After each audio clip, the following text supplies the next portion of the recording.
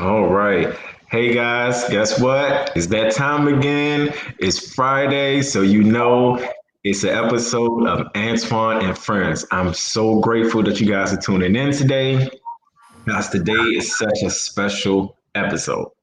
Today, I have my friend, but more importantly, guys, my mentor, the very first person who helped me get started in my career as an author. It's been a long journey, it's only been almost 3 years, but I have the one and only Melinda Rapp here live in studio, guys. I'm so excited to have her because I don't know where I would be right now if we were not working together, if I did not have her to talk to every day. Like I was bugging her every day, just trying to pick her mind about how to get the book started. So, guys, to have my mentor here is a very special day for me. As you know, I'm super excited. I know you guys are going to love her. You're going to love her book. So, guys, again, the one and only Melinda Rapp. Take it away, Melinda. Hi guys, good morning. I am Melinda Rapp, and today I'm going to be sharing my very first book with you. It's the title of my book is I Wonder, a Sibling Surprise, and just a little background of this book. So when I wrote this book, I had one child. Now I have four beautiful children. Hi Kaylin, hi Gia, hi Jace, hi Skylar. Hi, baby. I'm sure they're watching.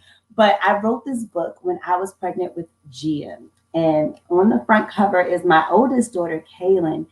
And she would just ask me questions and so many questions and questions. And so I would show her baby pictures, I would show her maternity pictures. And then that's how this book came to life. So I'm going to jump right in and I'll tell you guys more about my journey with writing this book when I get back on with Antoine. But here it is I Wonder, a Sibling Surprise by Melinda Loren Rapp.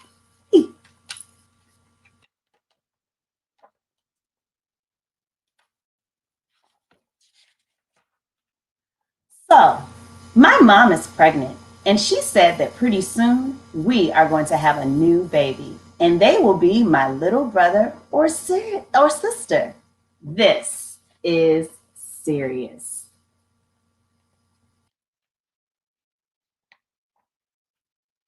Mommy's belly is big and round now. I love to rub her belly. I even talk to her belly.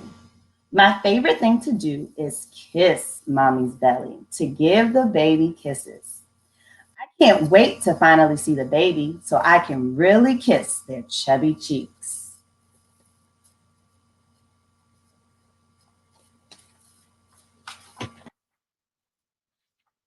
I can't wait to hear them giggle and see their gummy smile. Did you know that at first babies don't have any teeth?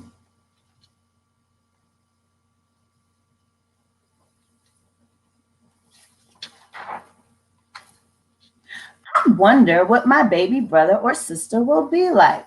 Will she come wrapped in ribbons and bows?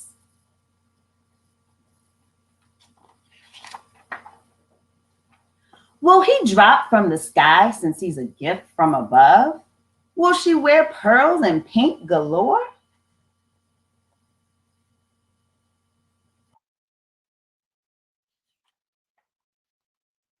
Will he like sports? That's a silly question. With daddy around, I'm sure he will.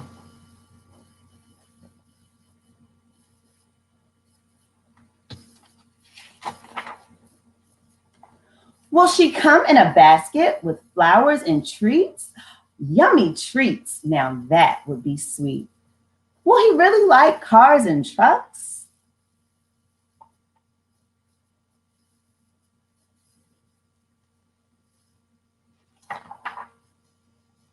Will she sleep all day? If so, I'll call her Sleeping Beauty.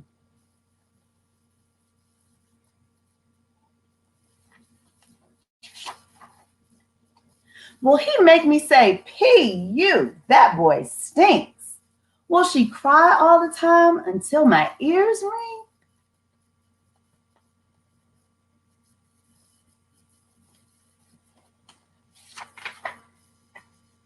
Will he be really greedy, drinking bottled after bottle. I wonder will she look like me? Another little cutie.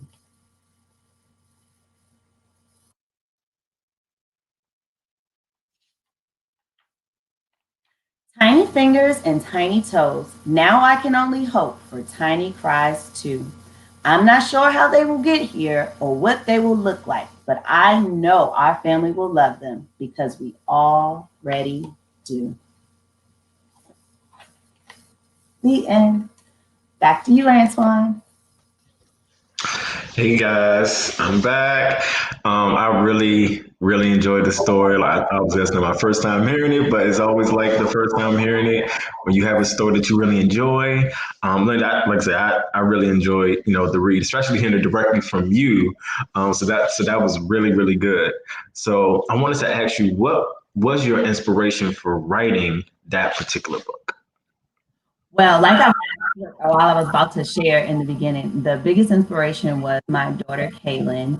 She had been an only child for 5 years by the time I had my second. And so I was really concerned with her feeling left out or her not feeling loved or something. So I think I was that over the top mom that did way too much to prepare for the new baby. Like I remember I redecorated her room. I got her big girl chairs to chill out in.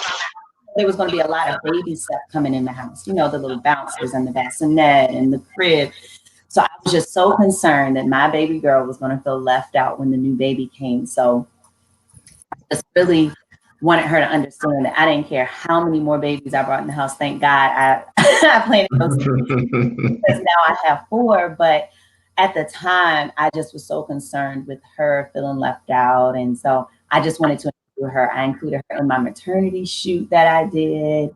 So she was really intrigued with the baby. Like she loved that baby from the moment I told her I was pregnant. And she still does. Thank God. Love that baby.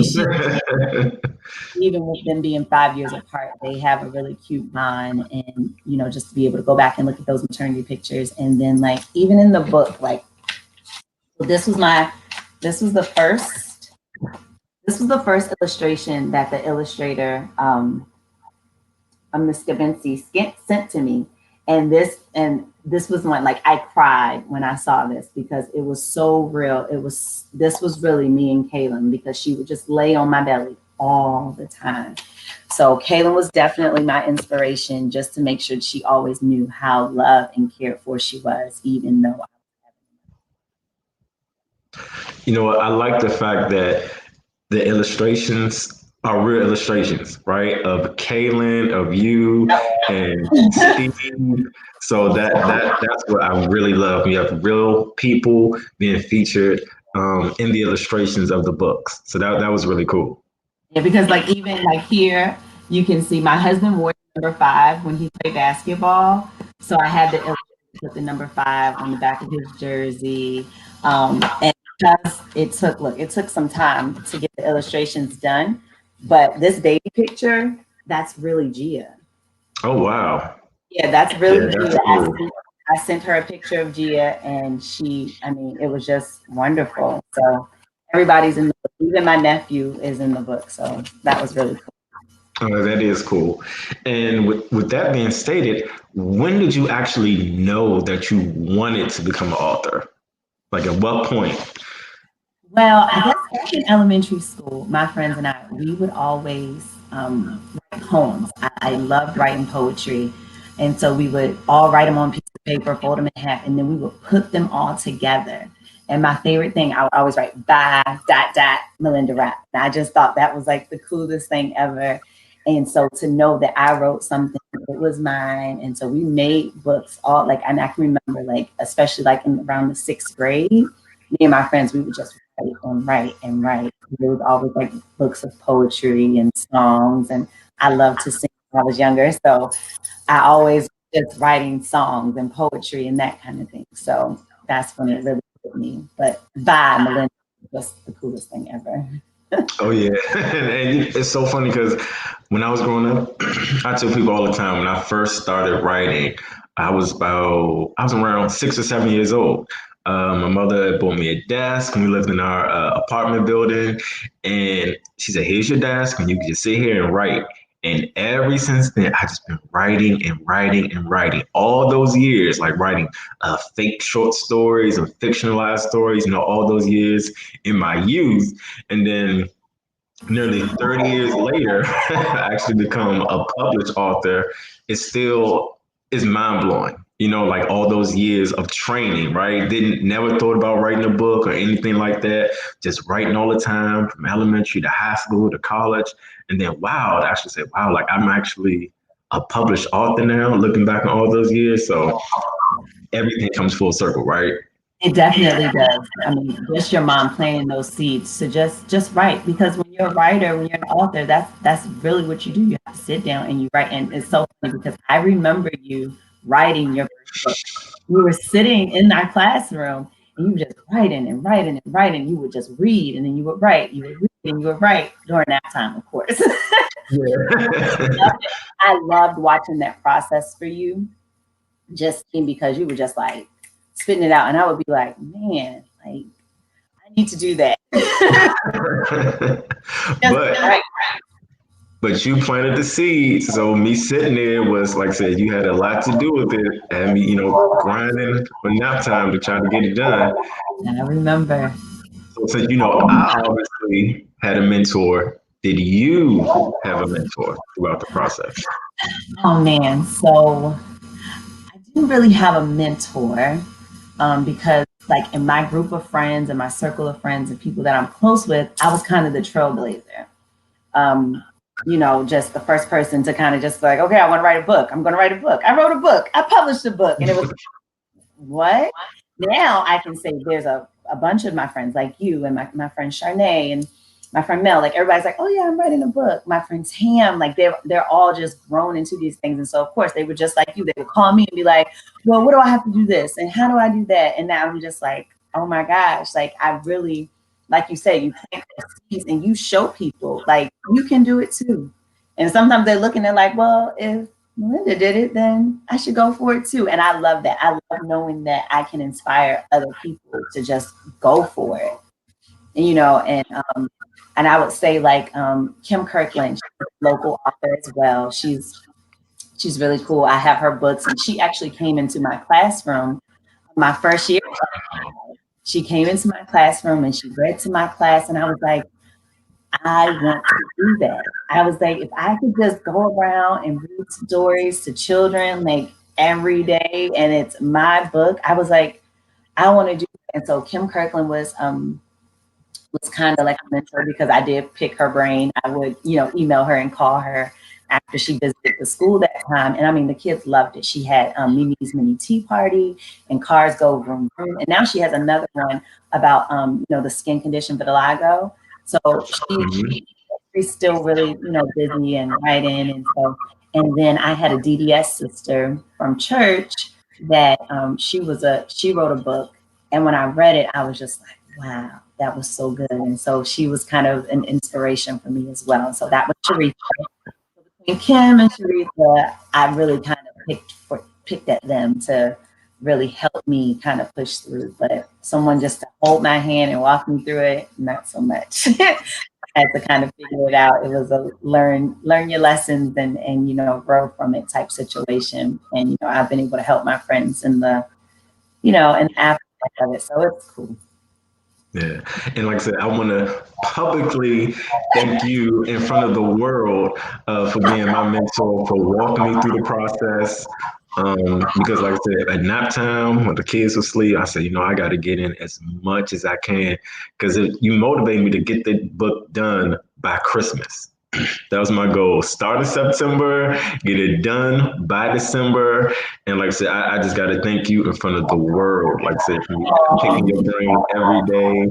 So I really appreciate it. I really do. You're so welcome. And just know, I am super proud of you. I'm telling you, you just spitting out all those books. I was like, I told I think I was on live that day, and I was like, yeah, the mentor has definitely become the mentee. I was like, because he has just published and published and published. I was like, and he calls me now, and he's like, oh yeah, I'm about to make this and that, and I'm like, oh my gosh, I gotta catch up. So thank you for keeping me on my toes. Well, like I said, but everything you've done for me, like I said, I'm just so grateful. I really am. And here's the best part. Now, are there any projects that you may be working on? Well, so let's see. Actually, I am. I have a new book that will be releasing very soon, and it's called The Pretty Girl Pledge. And it's dear to my heart because I wrote this for my summer group. I had a modeling group during the summertime at Edified, and it was a modeling thing, but it was more, it wasn't just about being pretty on the outside, it's about being pretty on the inside, having substance, having faith, praying and reading. So pretty is actually an acronym. So I'm really excited about that project. That's going to be dropping very soon. You guys will be able to do a pre-order of that book. So I'm really excited about it. And then, of course, I have other projects that I'm working on as well. And it's like affirmation books. And I have one for boys and one for girls. So look out for that. Um, so it's just really exciting. But Pretty Girl Pledge is coming out, guys. There's a TikTok. There's going to be a TikTok for it. So you guys get ready. Get those Pretty Girl pictures together because I want everybody to read the pledge for Pretty. The acronym is pray, read, edify, talk, think, and yield. Because we always want to be in that posture of prayer. We always want to read our Bibles. We want to edify others. And just the joy of getting that smile from them and say something nice and things like that. Because I think we're losing that in our culture. It's more like, okay, just focus on me. I really want our growth to learn how to love on one another. And I think it's basic. Like, I love the Danny Goku song, love God, love people. It's simple. And I feel like we have to start planting those seeds very early in our girls. I mean, because they're beautiful on the outside and then they treat each other so mean. And I mean, they see it on TV, they see it on, and I'm just, no, we have to give them something. We have to give them a different narrative. So Pretty Girl Pledge is, and I say it's more than just a pretty face. They have that substance and their faith is strong. So I'm really excited about that project. So everybody stay tuned for that. I'll be dropping the links and the information so you guys can get your books, you guys can get your merchandise. There'll be bags and shirts and everything you can think of because I want everyone to take the Pretty Girl Pledge. Oh, I'm looking forward to seeing that. Like I said, so just because I had the opportunity to see it, live, like during summer camp, so to see it going, mainstream, that's going to be big. That is Yeah, really big. it's gonna be really powerful. Because the girls, even from 3 years ago, that's when I started that program 3 years ago. And of course, this summer I didn't get to do it, and I missed them so much. But I was able to focus on this book, and instead of just having 20 girls at a time, now it can go worldwide, and everyone can know the Pretty Girl Pledge, and everyone can start introducing that to their girls, and just really we got to build up these girls to be strong and mighty and powerful beyond, and know they really are more than just a pretty face.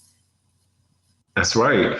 And here's the interesting thing: as an author, I wanted to ask you, what type of challenges have you experienced as an author, self-published author, or traditionally published? Which route did you go? Well, I'm self-published. I've done self-publishing for my first book, and my second book is being self-published as well.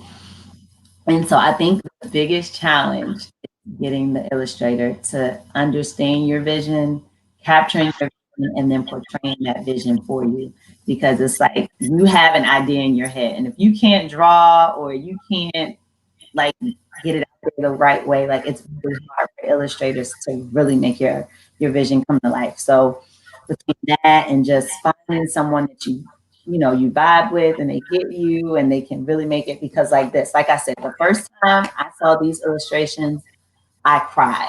I knew instantly that she was my illustrator, and she was just willing to work with me. This was her first book that she ever illustrated, and this was my first book that I wrote and published. So it was really important for me to find someone that I connected with and that understood my vision and could really bring my children to life, because my children are my inspiration and they're in my book.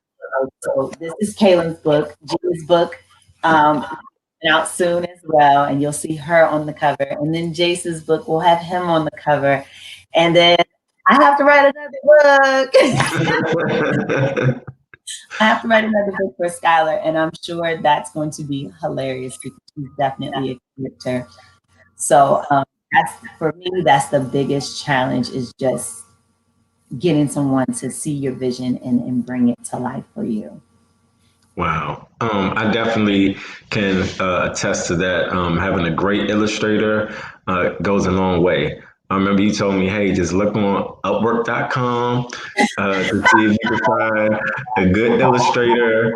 And I found my illustrator, Charity Russell. I saw her portfolio and I was blown away.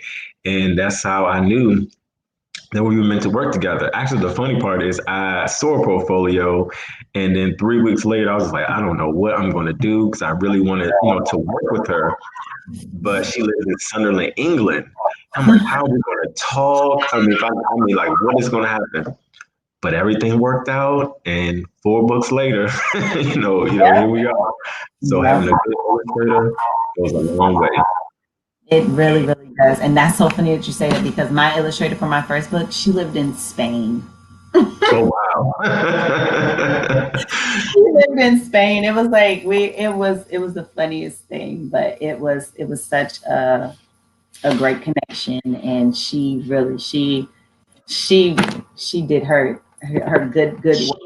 She did good work in this book because that's always the first thing people do when they open it. They're just like, oh my gosh, like I love these illustrations. And like I said, with just being able to look in here and see my children in this, in this form, it's really, really, it makes it even more of a heart thing, a heart project. So I love it. That's cool. And what's your illustrator's name? Um, her illustrator name is Illumine Skabinski. Oh, nice. She doesn't use the L. So she was really, really sweet. And after she did that, it took off for her. And she just like she got so busy, like she couldn't even help me anymore. She's like, oh, but I have this project and that project. I Like, was like, come back, come back. I'm really, really super proud of her as well because she went for it. Like that's my biggest thing that I'm telling everybody. So if you're a writer, if you're an illustrator, whatever you're doing, just go for it. Do it afraid. Whatever that looks like for you, just do it. If you want to write a book, write it. Just do it. oh, so that's good advice because that's actually what I was going to ask you next. Like, what would be your advice for any authors, watching in our audience? So just do it. Um, it is. My biggest thing is to say is do it afraid. It's nothing more vulnerable than sharing your art. And it puts you in a weird place. You're like, well, what if they don't like it? That kind of thing. But it doesn't matter. You're not going to be for everybody. Everybody won't be for you. But guess what? You have to do it anyway because even it's for somebody. So your work, whatever it is, it's for somebody. So you got to get it out there. You have to put it out there. You have to remind yourself that you can do whatever you put your mind to. Um, let me see. And just don't stop writing. Like that was my first book. I published that in 2012. You got to keep going. You got to keep writing. If it doesn't blow up on the first one, guess what? You just keep going and you keep going and you keep going because your mindset matters. And if in your mind you say, oh man, that one sucked, so I'm not going to do it anymore, you'll never get the good out. You'll never get to that good, that you'll never hit your peak if you just stop at the beginning. You've never gone on a road trip and got in the car and was like, man, I don't, that was a great ride, but you haven't gone anywhere. you actually That's have, true. you have to take the trip and you have to find joy in the journey. Writing your and doing any projects, it's a birthing process. It's painful, it's tiring, it's frustrating sometimes, but you have to do it anyway. You have to make up in your mind that you're going to do it and you're not going to quit. Quitting is not an option. Mm-mm. Go for it. Just do it. that is my advice. If you remember one thing, do it afraid because it's always going to be a voice saying, "Oh no, it's not good enough. No, it's not." Like nobody wants to hear that, but they do. People need to hear your story. Your story is important. Go for it. That's funny, Melinda. You said do it afraid. After my Mhm. first book was released, I had a great idea. I said, you know what? I need to get my books out there. I need to see what people really think. So I went on Instagram and I DM'd teachers, librarians, parents, book critics, and I said, listen, if you think my book is a good read, would you consider posting it on your page? And to my surprise, people were posting my book all over their page. That's awesome. So I did it afraid. I knew I had to take a risk, but it paid off. It does. So It definitely does. And if you don't try, you'll never know. And you'll regret it. I'm telling you, there's so much that you can think back on and say, oh well, I didn't do it. You'll be old and gray. mhm. Shoulda, coulda, woulda, and you've missed out on a great opportunity. Because I feel like because I'm able to publish my book and do things like this, my children are watching. My nieces and nephews are watching. My brothers are watching. Everybody that's watching right now, everybody has something inside of them that they want to go for. Do it. Do it. There's nothing stopping you but you. That's And true. that's There's even with trying to get the next books out and things like that, because the first book wasn't as big and grand. And I'm like, okay, maybe it's not that great. And I'm like, keep going. Because if you look at all the great artists of the world, they didn't get famous. They're not known for their very first piece of art or their very first story, their very first book. No, it's those after they've written 100, 200, 300 songs. Now all of a sudden they're a master. This is their masterpiece. But it comes with time. And so if you stop, if you give up, you'll never get to see your masterpiece. So do it and do it afraid. That's right. I love that. And so this is interesting. So I know you mentioned you had author come into your class and read books. As a kid, as a child, when you were growing up, when you were in school, were there any authors who came to your school to like read their books? I don't remember an actual author coming to my school, which was weird because I was definitely one of the little geeks. I was always in the library. I was a part of the video production and all that kind of stuff, even throughout school. So I was always there. I don't remember any authors, but I do remember this assembly that came, and it was those puppets, and they would make you repeat after them. And it was like, "I like myself. I'm worth a lot. I like myself. I'm worth a lot." And I mean, that was elementary school, and I never forgot it. It kind of like stuck in my head where you can't tell me nothing because I like myself and I'm That's worth right. it. It's important because I want to do those same things. Like that's why with my music, it's a song because you'll never forget it. You'll never forget it. And if it's a song instilling those values in you, I'm for it. And that's one of the ones from school that I can remember.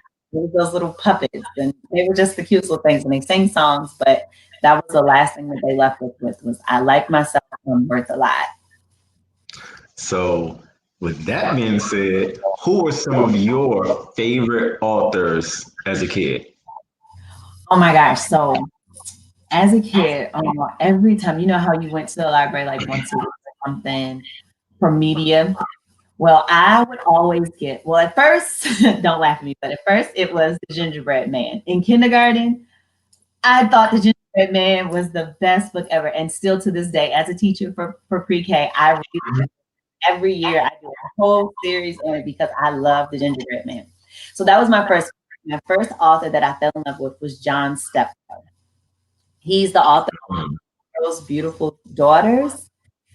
And I just love that book. It is so beautiful and so powerful. And I could just remember every week I would check out that same book and bring it back. And I just love that book. And that was one of my favorites, John Steptoe. And even now, like I said, as a teacher, I include that book in our book fairs and things like that. Like we have this whole little class project that we do, and that's been the book that I introduced to my students because it has such a powerful message. But John Steptoe is one of those authors. And then I read the entire series of The Babysitter's Club. Oh, yeah, that was popular. Yeah, oh my gosh. Oh, and I'm so excited because Netflix actually has that series now. Yeah. It's the same storyline, but they've brought it to the 21st century. So like the girls have like their cell phones and things like that. And so everything is updated, but it's the same storyline.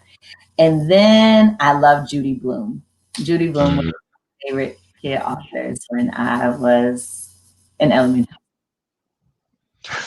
You know what's so funny as an author today, just looking back, I'm like, wow, like the books that we grew up on were really, really good and really helped shape, some of my writing style to a degree.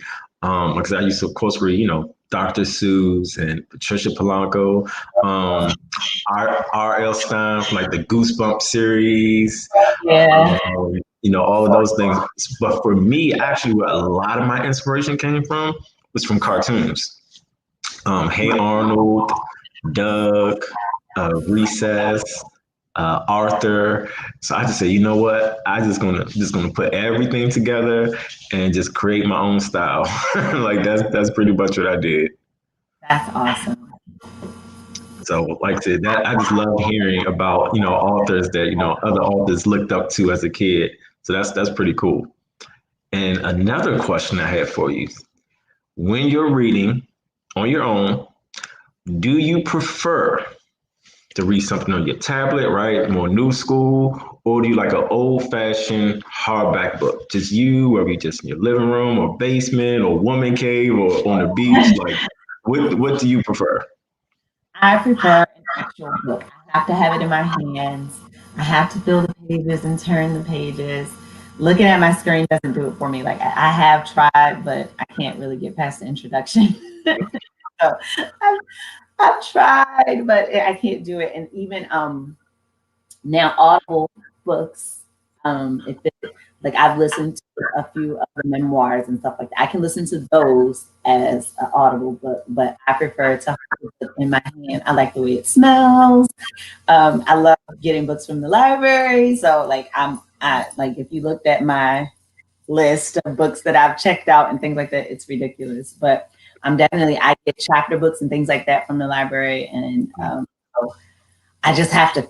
I don't really like looking at it on the screen. I get tired of looking at the light and all that kind of stuff. So definitely a book for me. I'm with you there. Hardback books, nothing like holding a book in your hands. Got to be able to flip those pages. Exactly. It's not. It's just not the same. Scrolling on the screen, it's just not the same. And outside of your career as an author, what do you like to do? Well, oh my gosh, so I like doing so much stuff. I love, of course, being with my family, just hanging out, chilling, watching movies, that kind of thing. But I also, I'm an independent paparazzi consultant, so I love my bling. I'm definitely a part of the bling life now. And it's just been about a year that I've been a part of paparazzi. So that's been become a huge part of my life. It's the business, another venture that I'm doing. I'm going to do it afraid still. So you see my bracelet and earrings, everything. Everything I have on right now is paparazzi. So you can understand why I love it so much. And then I love photography. So over the pandemic, I've invested in new camera equipment and like getting professional lenses and that kind of thing. And I just absolutely love photography. More so right now, I love looking at the black and white pictures. So I'm capturing those moments in black and white, and I've just fallen in love with it. And of course, um, pressing on my family and friends. Of So course. that's been kind of like where I am. My kids are always like, no. I'm like, can you please come outside and take these pictures for me? They're like, no. So yeah, paparazzi and my photography is what keeps me going. I love it. Oh, that's cool. That's cool. Like photography is great. I've met so many photographers over the last few years, and just like I said, their eye, there's such that detail they have just to the smallest thing. It's amazing. It really is. I'm like, wow. Yeah, It's it's mind blowing. definitely it's been a love of mine. Just from modeling when I was younger. I would model and things like that. I just fell in love with that part. And then I love all the equipment. I love the lenses. I love the lights. It's just like so much gadgets. And I'm like, it just really, I can do that for hours at a time and not think anything of it. Oh, wow. And our final question, how can people in our audience connect with you?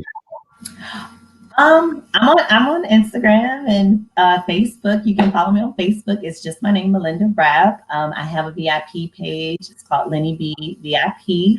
And then my Instagram is at Lenny_B, and B is BEA. Lenny is the name that my mom calls me. So no except my mom. So that's where my name Lenny B came from. B is for the Beatitudes, which you can find in Matthew in the Bible. So I just incorporated all of that because with writing stories, I believe that we're all blessed, that we're all have stories to share. And so it's really important for us to do that. So that's what my name is all inclusive of being blessed, telling my story, whether it's through jewelry, photography, writing my stories. I always want people to feel like they have a little bit of me wherever they are. Oh, that's cool. Because I definitely got a little bit of you inside of me because you helped me get started. So it's about that.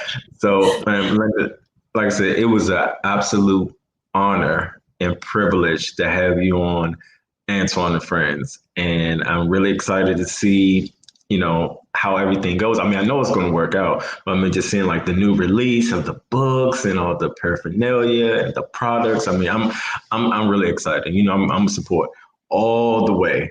So just thank you.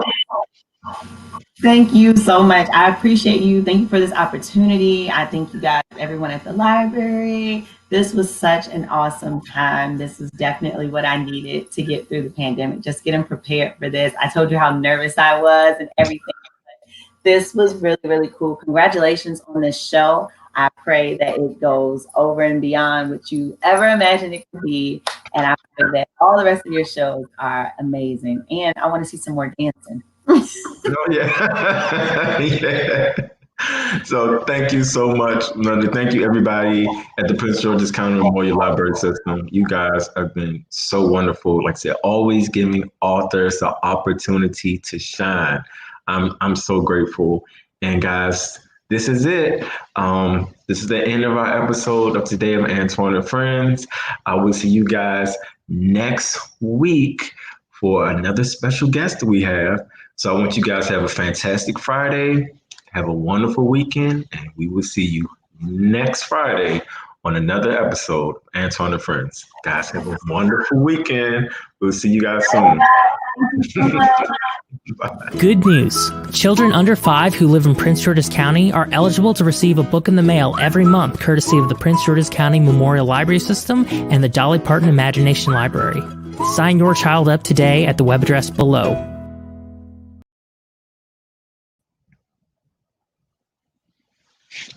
Melinda, that was great.